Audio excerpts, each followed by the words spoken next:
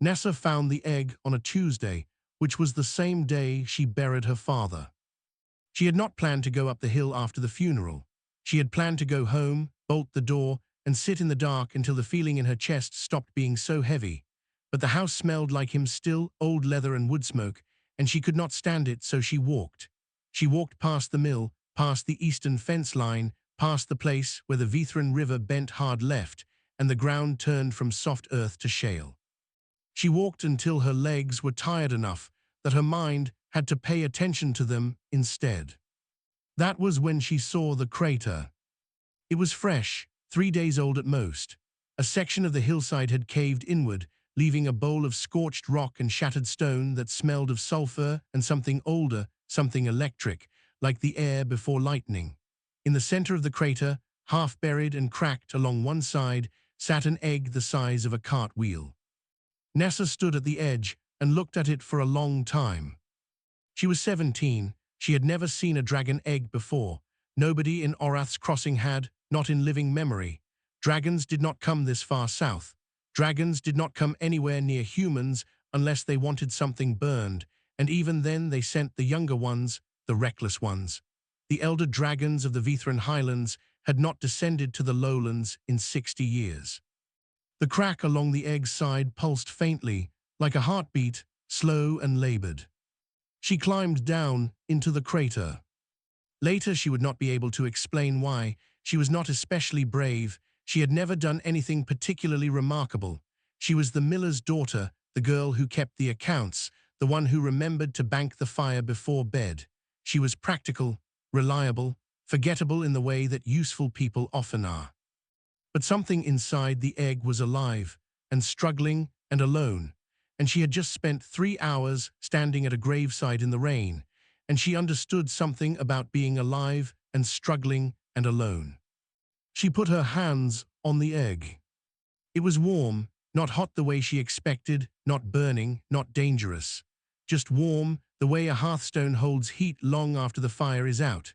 She pressed her palms flat against the shell and felt the slow pulse of it against her skin. The crack widened. She should have run. Every story she had ever heard about dragons said run, said stay away, said you are nothing to them, said a dragon hatchling's first instinct is to burn whatever it sees. Every story. She knew all of them. Her father had told her the one about the village of Dunwich so many times she could recite it word for word. The hatchling that fell into the village square, the people who tried to help it, the ash that was left. She did not run. The shell came apart in pieces. They fell away like bark from a dead tree, dry and light, and inside was something that was not yet a dragon, but was on its way to becoming one. It was dark gray, the color of storm clouds, no larger than a medium dog. Its wings were folded flat and wet.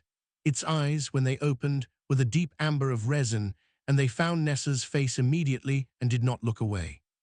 It made a sound, not a roar, not fire, a sound like a question. Nessa sat back on her heels and looked at it looked at her, and neither of them moved for a long time.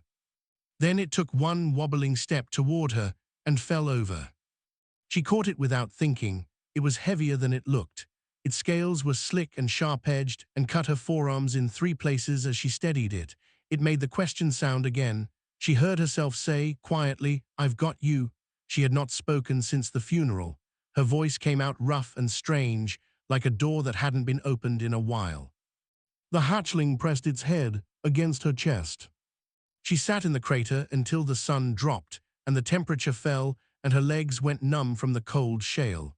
She sat there holding something ancient and dangerous and newly born, and she was aware, distantly, that her life had just changed in a way she could not yet measure. She named it Voth. She did not know why. It came to her the way some things do, not chosen, just known. She carried it home, wrapped in her coat. The village would notice. The village would have something to say. The warden's post at the north end of Orath's Crossing had a standing protocol for dragon sightings that involved bells and very fast horses. She knew all of this. She also knew that whatever was in her arms was not going to survive the night on its own, and the hill was cold, and she was the only one who had come to the crater, and so she was, for the moment, the only option it had. She did not think of herself as brave. She thought of herself as the only one present. That was enough. She banked the fire, laid Voth close to the hearth on her father's old work blanket, and spent the rest of the night watching it breathe. By morning, she had made a decision she could not take back and was not sure she wanted to. Outside, the village of Orath's Crossing went about its business, unknowing. Inside, something was beginning. 3 weeks was how long Nessa managed to keep Voth a secret. It was not easy. Voth grew the way creek water rises after rain, steadily, quietly, and then all at once. By the end of the first week, it was the size of a large sheepdog. By the end of the second, it had outgrown the back room, and she had moved it to the mill cellar, which was wide and cool and only accessible by a staircase she could block with barrels. By the end of the third week, it was eating half a deer a day, and she was running out of places to get half a deer without people asking where the other half went. The man who found out was not who she expected. Orath's Crossing had a blacksmith named Fell. He was 53, missing 2 fingers on his left hand from a forge accident, and generally considered by the village to be the person you went to when you needed something done without a great deal of conversation about it. He also had the habit of walking the river path at dawn, which was the same path Nessa used to move Voth to the mill when she needed the house clear. He saw her on a Wednesday morning, crossing the lower field with Voth walking beside her like a large and very unusual dog. He stopped. He looked for a long time.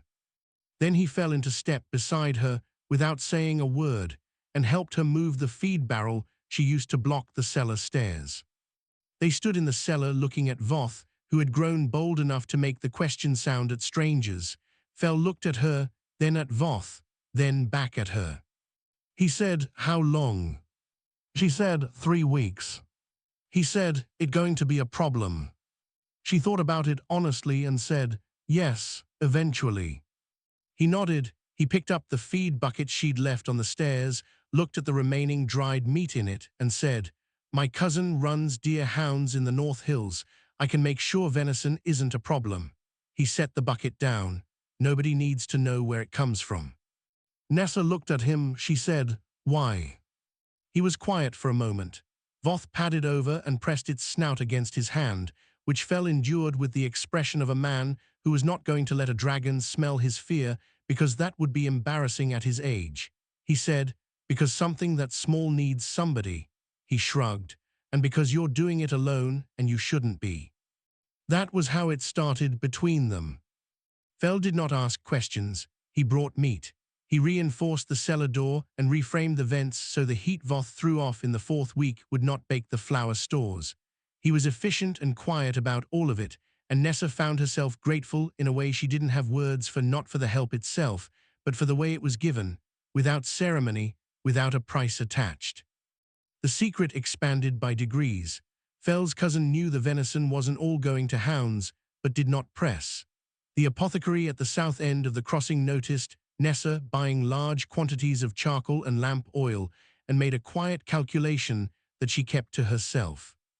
An old shepherd named Warwick, who grazed his flock on the eastern hill, began bringing his animals in an hour earlier each evening without explaining why, except that there was something on the hill that smelled like lightning and his sheep had opinions about it. None of them said anything. Not to the warden's post, not to the lowland administrators, not to the traveling traders who passed through twice a month and asked questions, the way merchants always did, sideways, cheerful, looking for something they could carry to the next town and sell. Nessa noticed this. She noticed the careful way people did not look directly at the mill cellar. The way Fell's cousin dropped the venison parcels by her fence without knocking.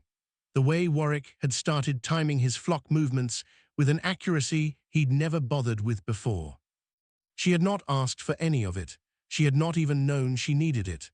But 200 people had looked at a 17-year-old girl keeping a dragon in a cellar and had, collectively and without discussion, decided to help her keep it hidden. She did not understand it yet. She would, later.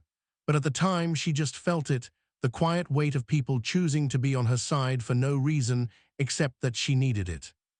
Voth, meanwhile, continued to grow. Its scales darkened from storm gray to something closer to iron black. Its wings, which had spent the first 2 weeks folded flat, began to open in the cellar carefully, slowly, as if it was figuring out its own measurements. It watched Nessa constantly. The way she moved, the way she held a bucket, the way she talked to it while she worked, voice low and steady. It watched with the amber eyes that missed nothing. She taught it to recognize her name. She did not know if it could learn. It turned out it could. On the 22nd day, she said, "Nessa," while pointing to herself, the way you would with a very young child, and Voth looked at her for a long moment and then made a sound that was not quite a word, but was clearly and specifically meant for her. She sat down on the cellar floor and laughed. The first time she had laughed since the funeral. Voth made the sound again, tail moving in slow satisfaction. Outside the mill, autumn settled over Orath's crossing like a hand laid gently on a shoulder. The warden's post at the north end of town received no reports of anything unusual. The dragon came at noon on a cloudless day, and the first thing it did was land on the mill. The building groaned, roof tiles cracked, 3 of the upper beams split under the weight of something that was, by conservative estimate, the size of a barn. The dragon was old in a way that showed in its scales, which had gone from whatever color they once were to a deep, layered gray that looked less like skin and more like stone. Its eyes were pale gold and did not blink. It had found Voth's scent. That was clear from the way it angled its head and looked directly at the cellar door. Nessa was in the mill yard when it landed. She did not run. Her legs wanted to. Her entire body had a very reasonable opinion about what a person should do when a mountain sat down on top of them, and that opinion was run, now, far. But running would mean the cellar door. Running would mean Voth. So she stood in the mill yard with her hands at her sides and looked up at a dragon that could have swallowed her in 2 movements. It looked back at her, then it spoke. Dragon's speech was not meant for human ears. It came in layers, a sound below sound, a pressure that did not go through the ears so much as through the chest. But this dragon had clearly done this before. It simplified, it slowed. It said, in the common trade tongue, rough and accented but clear, "There is a hatchling here." Nessa said, "No." The dragon's pale eyes moved over her with the patience of something that measured time in centuries. It said, "You are lying." She said, "Maybe." Something shifted in its expression. She did not know enough about dragons to read it precisely, but it seemed, against all reason, close to something like interest. By this point Fell had come out of the forge with a hammer still in his hand, which was not a weapon against anything this large, but was at minimum a statement. Warwick was at the field fence with his 3 eldest sons, none of them moving, all of them present. The apothecary had come out of her shop and was standing in the road. The traveling trader who had been in town since Monday was nowhere to be seen, which Nessa logged and set aside for later. The dragon looked at all of them, at Fell with his hammer, at the sons at the fence, at the apothecary in the road. It looked at them the way you look at something that is not a threat, but is unexpected, recalibrating. It said, "These are your kind." Nessa said, "Yes." It said, "They are all here." She said, "Yes." It was quiet for a moment, then it said, "Explain." She did not explain about the egg, or the crater, or the day she had buried her father. She said only, "I found a hatchling alone and I kept it alive. That's all." The dragon was silent for a long time, long enough that Voth, inside the cellar, must have heard or sensed something, because a low sound came up through the mill floor, not fear, not aggression, just presence. "I am here, I hear what is happening." The old dragon's head moved toward the sound. Nessa stepped sideways, not blocking, she wasn't large enough to block anything, but moving, putting herself in the line between the dragon's gaze and the cellar door. The dragon looked at her, at where she had moved. It said, "You would stand between a hatchling and a warden elder." She said, "If I had to." Another silence. This one felt different. She could not have named the difference. It was the same air, the same mill yard, the same enormous weight of stone-gray scales across the roof, but something in the quality of the stillness had changed. The dragon said, "She should have died." Nessa said, "She didn't." It said, because of you. She did not answer that. It was not a question. The warden elder looked at her for a long moment. Then it looked at Fell, who had not moved, who was still holding the hammer, who met the ancient gaze with the expression of a man who had already decided he was not going to look away first no matter what it cost him. It looked at Warwick's sons, at the apothecary, at the careful shape of a village that had known what was in the cellar and had chosen, collectively, to stand between it and the world. The warden elder said slowly, as if the words were unfamiliar in its mouth, "You are small creatures." Nobody answered. It said, "Small creatures do not typically do this." Fell said from the forged doorway, "We know." The dragon looked at him, at the hammer, at the complete lack of any sensible self-preservation in the man's posture.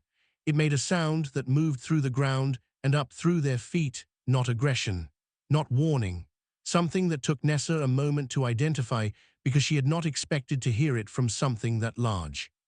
Acknowledgement. The warden elder stepped off the roof. The mill groaned back into shape. It moved to the center of the yard and folded its wings with the slow deliberateness of something that has decided to stay a while. It said, "I will see the hatchling." Nessa looked at it. She looked at the cellar door. She looked back at the ancient pale gold eyes that had seen 60 years of lowland border and apparently not one thing like today. She opened the cellar door. The warden elder's name was Sorvath, and it had not spoken to a human with patience in 40 years. It told Nessa this while Voth was eating. Voth had come up from the cellar with the cautious deliberateness of something that knew the situation was delicate and had immediately assessed the size of the elder and had then sat down at Nessa's feet in the way it always did when it wanted to appear smaller than it was. Sorvath had looked at Voth for a very long time without speaking. Voth had looked back.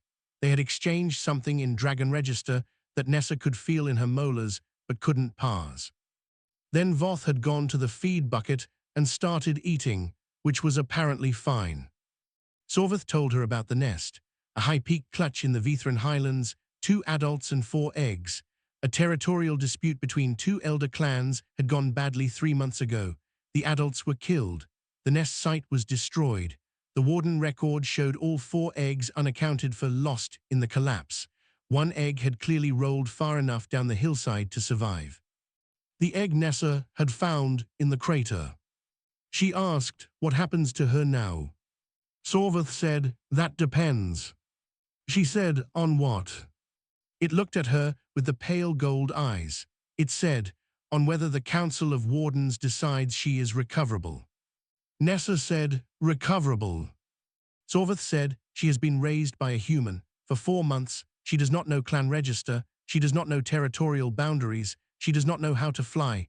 These are things that must be learned in the first year." It paused. Some on the council will say she cannot be taught what she missed. Some will say that a dragon raised by a human is fundamentally compromised, that she cannot be integrated into a proper clan structure. Nessa looked at Voth, who was cleaning the inside of the feed bucket with single-minded focus. She said, "You came here yourself, you didn't send an enforcer." Sorvath said, "No." She said, "Why?" It was quiet for a moment. Then it said, "Because the last time a hatchling was found in unusual circumstances, the council sent an enforcer. The hatchling was removed by force. It did not survive the transition." The pale eyes moved to Voth, who was now watching this conversation with the amber alertness Nessa knew meant it was tracking every word. "I preferred to assess first." Nessa thought about that. Then she said, "What did you find?" Sorvath said, "A hatchling that looked at a human before it looked at me."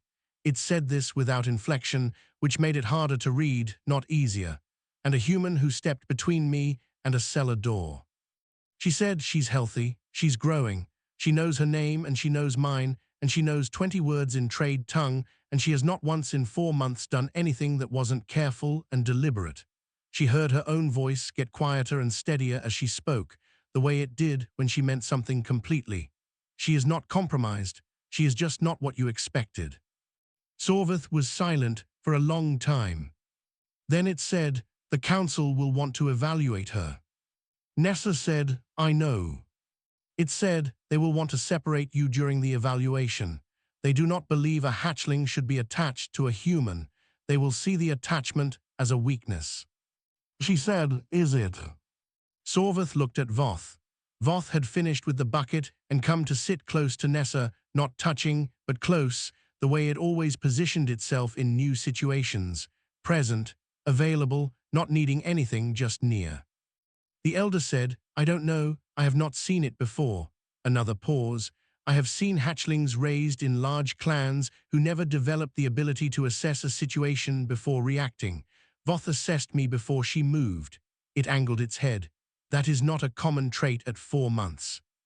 Nessa looked at Voth. Voth looked back, that amber gaze that missed nothing.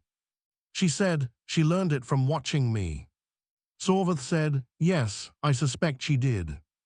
That sentence sat in the air of the mill yard for a moment. Nessa felt the weight of it. A 300-year-old dragon admitting that 4 months with a human had given a hatchling something that clans often failed to teach. She said, "When does the council want her?" Sorvath said, "A fortnight, at the Vithran summit." She said, "I'm coming with her." It said, "That is not how evaluations work." She said, "I know, I'm still coming." She looked up at the ancient stone-gray scale. "You came here yourself to assess, instead of sending someone. That means you believe the usual approach wasn't right for this situation.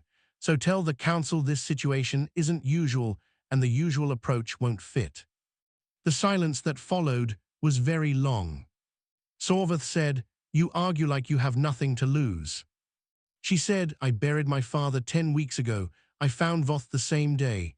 I've been hiding a dragon in a cellar ever since, with the help of a blacksmith, a shepherd, and an apothecary who never asked to be involved." She paused.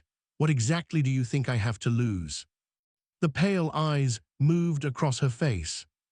Then Sorvath said, "I will speak to the council." Nessa said, "Thank you." The elder looked at her with something that was not quite respect and not quite surprise, something between the two, something it was still deciding on. It said, "Don't thank me yet." The Vithran summit was not built for humans. Nothing about it was. The approach alone took 2 days of climbing on a path that was technically a path in the way that a stream bed is technically flat, passable technically if you were willing to use your hands. Nessa was. Voth walked beside her, and on the steep sections where the rock turned near vertical, Voth braced against the slope and let Nessa use her shoulder as a step. They had worked this out without speaking, adjusting as they went, the way they had worked out most things. Sorvath flew ahead and met them at the summit entrance. It said nothing about the climb. It simply turned and led them in. The council chamber was open to the sky. 5 elder dragons sat on carved stone perches arranged in a rough arc, and the space between them felt less like a room and more like the inside of a storm. Pressure without wind, judgment without words. 5 pairs of ancient eyes that had seen kingdoms rise and estimated their likely collapse before the foundations dried. They looked at Voth, then at Nessa. One of them said, in trade tongue, as a courtesy to no one in particular, "This is the human." Nessa said, "Yes." The same elder, old beyond age, scales the deep red of old brick, eyes like copper, said, "You will wait outside." She said, "No." The silence that followed was not empty. It had texture, the kind of silence that comes from 5 creatures who have not been told no in longer than most human family lines have existed. The red elder said, "This is not a request." She said, "I know, I'm not treating it as one." She kept her voice level, not defiant, not angry, just clear. "Voth has never been evaluated by anyone she doesn't know without me present. I don't know what you'll ask her to do or how she'll react. I know how she communicates. I know what her warning signs look like. If something goes wrong, I'm more useful inside this room than outside it." Another elder, this one pale, almost white, with eyes the flat grey of river stone, made a sound. Nessa felt it in her sternum. It was not aggressive, it was assessment. It said, "You speak as though you know the hatchling better than we do." She said, "I do." The grey elder said, "We have raised more dragons than your kind has generations." She said, "You haven't raised this one." The Red Elder's head lowered, very slightly, in the way that she was coming to understand meant something was being reconsidered. She had seen it in Sorveth the day before. It was small and hard to read, but it was there. Sorveth, from the edge of the chamber, said, "Let her stay." The council looked at Sorveth. Sorveth looked back with the patience of something that had already made up its mind and was waiting for everyone else to catch up. A moment passed, then another. The 5 elders exchanged something in the layered register that moved below speech. The Red Elder said, "She stays. She does not speak unless addressed." Nessa said, "Agreed." The evaluation was not what she expected. There was no fire test, no flight test, no display of territorial call. What the council did was this: they spoke to Voth, slowly in simplified register and then in fragments of trade tongue, watching how she shifted between the two. They presented her with 3 situations, described verbally, no visual, and asked what she would do. They asked her name. They asked whose name she knew first. They asked her to describe the human standing in the room. Voth's answers were careful and precise, and in several places, clearly not the answers the council expected. When the Grey Elder asked her to describe the difference between a warden and an elder, Voth looked at Nessa first. Just looked, briefly, the way she always did when she wanted to check that what she was about to do was right. Then she described the difference in terms of age, decision-making authority, and what she called weight of position, a phrase that was not in the trade Primer Nessa had used. She had figured it out herself from watching Sorveth and the council elders and triangulating the difference. The Grey Elder was quiet for a long time after that. The Red Elder said, "She has no clan register."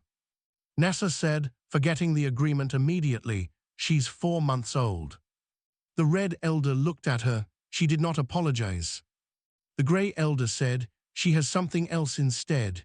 It did not elaborate. It looked at Voth for another long moment and then at Nessa. The human taught her to observe before she acted.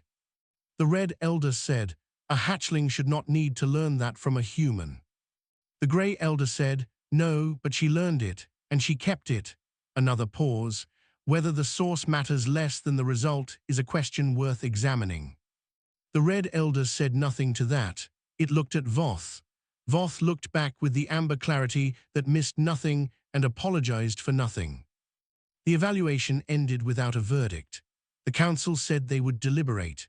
Sorveth led Nessa and Voth to a ledge outside the chamber, wide and cold, with a view of the whole Vithran range laid out below like a map someone had made before humans arrived and hadn't bothered to update since.